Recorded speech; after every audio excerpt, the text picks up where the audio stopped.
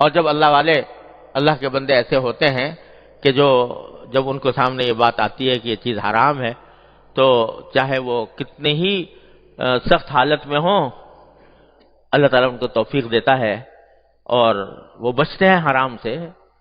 اور پھر مشاہدہ یہ ہے کہ اس کے بعد اللہ تعالیٰ کی طرف سے دروازے کھلتے ہیں، ایسے کھلتے ہیں کہ یرزقہ من حیث لا یحتسب. قرآن فرماتا ہے وَمَن یتق اللہ یرزقہ من حیث لا یحتسب. جو اللہ تعالیٰ کا خوف دل میں رکھتا ہو، تقوی رکھتا ہو، اس کو اللہ تبارک و تعالیٰ ایسی جگہوں سے رزق عطا فرماتے ہیں جہاں سے اس کا گمان بھی نہیں ہوتا. اللہ تعالیٰ فرماتے ہیں اور اس کا مشاہدہ کرا دیتے ہیں اللہ. مجھے یاد ہے ایک مرتبہ ایک نوجوان میرے پاس آئے اور انہوں نے آ کے بتایا کہ وہ ایک انشورنس کمپنی میں ملازم ہے اور انہوں نے جو کچھ علم حاصل کیا وہ سارا انشورنس ہی کا علم حاصل کیا. وہ ایک ایکچوری کا علم کہلاتا ہے. اس وقت اس زمانے میں اکا دکا ہی ملک میں کوئی ہوا کرتے تھے ایسے، تو شاید وہ پہلے ہی آدمی تھے جنہوں نے ایکچوری کا علم حاصل کیا تھا اور اس کی بنا پر انشورنس کمپنی میں ایک بڑی زبردست تنخواہ ان کو کے اوپر ملازم تھے. تو میرے پاس آئے تو آ کے پوچھنے لگے کہ مجھے تو پتہ نہیں تھا، مجھے بعض علماء نے بتایا کہ انشورنس کا جو کاروبار ہو رہا ہے یہ حرام ہے، تو میں آپ سے مسئلہ پوچھنے آیا ہوں حرام ہے کہ حلال ہے؟ اور میں ملازم ہوں، وہاں پر ملازمت کر رہا ہوں، میری ملازمت حلال ہے کہ نہیں ہے؟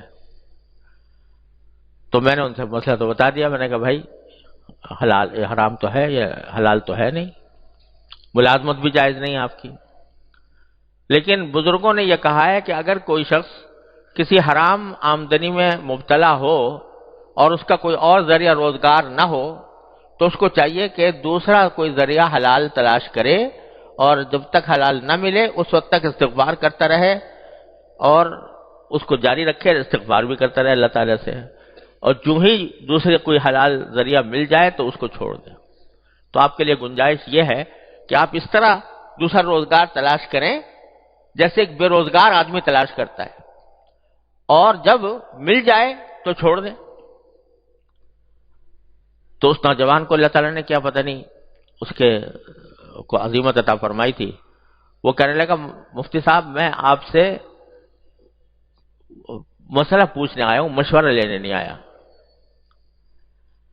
مسئلہ پوچھنے آیا ہوں، مشورہ لینے نہیں آیا. جب آپ نے کہہ دیا کہ حرام ہے تو بس حرام ہے، آج سے ہی میں نے چھوڑ دیا. اور مجھے اللہ پر بھروسہ ہے کہ اللہ تعالیٰ مجھے بھوکا نہیں مارے گا. جب حرام ہے تو حرام ہے. یہ جملہ اس کا مجھے آج تک یاد ہے کہ اس نے کہا مفتی صاحب میں آپ سے مسئلہ پوچھنے آیا ہوں، مشورہ لینے نہیں آیا. جب کہہ دیا حرام ہے تو حرام ہے، آج سے ختم. پھر اللہ تعالیٰ نے اس کو اتنی عزت دی، اتنی پھر ایک دوسری ملازمت اس کو ملی اور ساری ملک میں اس کی عزت ہوئی. شاید باہر بھی چلا، بہت عرصے سے مجھے پتہ نہیں کہاں ہے، لیکن مجھے پتہ چلا کہ اللہ تعالیٰ نے اس کو غیب سے اس کے لیے دروازے کھولے. ایک مثال نہیں، سینکڑوں مثالیں ہیں. ہوتا کیا ہے کہ شروع میں انسان یہ بہکاتا ہے، شیطان یہ بہکاتا ہے کہ اگر تو نے یہ حرام کام چھوڑ دیا تو تو بھوکا مر جائے گا، تیرے لیے مشکلات کھڑی ہو جائیں گی. لیکن جب اللہ کا بندہ کوئی اللہ پر بھروسہ کر کے چھوڑتا ہے تو اللہ تبارک و تعالیٰ اس کے دروازے کھولتے ہیں. ابھی ہمارے قریبی میں آپ سب لوگ جانتے ہو، یہ جو بیچارہ جو نوجوان ہمارے ہاں مدفون ہے، جنید جمشید مرحوم، اس کی مثال دیکھ لو کہ لاکھوں کی آمدنی جس شخص کی ہو اور اس نے اس کے اوپر لات مار کر اللہ کی خاطر چھوڑ دیا، کیا اللہ تبارک تعالیٰ نے اس کو وہ مقام اس کو اس جگہ پر بھی کبھی نہ ملتا جو آج آخر میں اس کو اللہ تعالیٰ نے عطا فرمایا، دنیا کے اندر بھی اور آخرت میں بھی اللہ تعالیٰ نے. بات ساری یہ ہے کہ اللہ پر بھروسہ ہو، یہ فکر ہو کہ میں اس دنیا میں بندہ بن کے آیا ہوں، خدا بن کر نہیں آیا، میں کسی کا بندہ بن کے آیا ہوں. جب یہ فکر ایک مرتبہ دل میں بیٹھ جاتی ہے تو پھر یہ مال و دولت وغیرہ جو کچھ بھی ہیں یہ سب ہیچ در ہیچ ہو جاتے ہیں.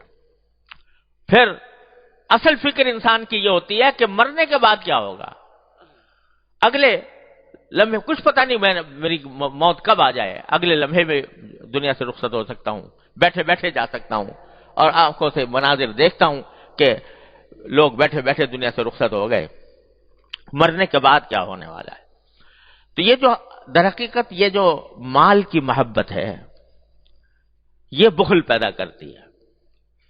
مال کی محبت ہے جو انسان کو سخاوت کے اعلیٰ وسع سے روکتی ہے۔ مال کی محبت ہے جو انسان کو بسا اوقات گناہوں میں مبتلا کرتی ہے۔ سمجھ رہا ہے وہ کہ میں مال بٹور رہا ہوں، حقیقت میں وہ آگ کے انگارے سمیٹ رہا ہوتا ہے۔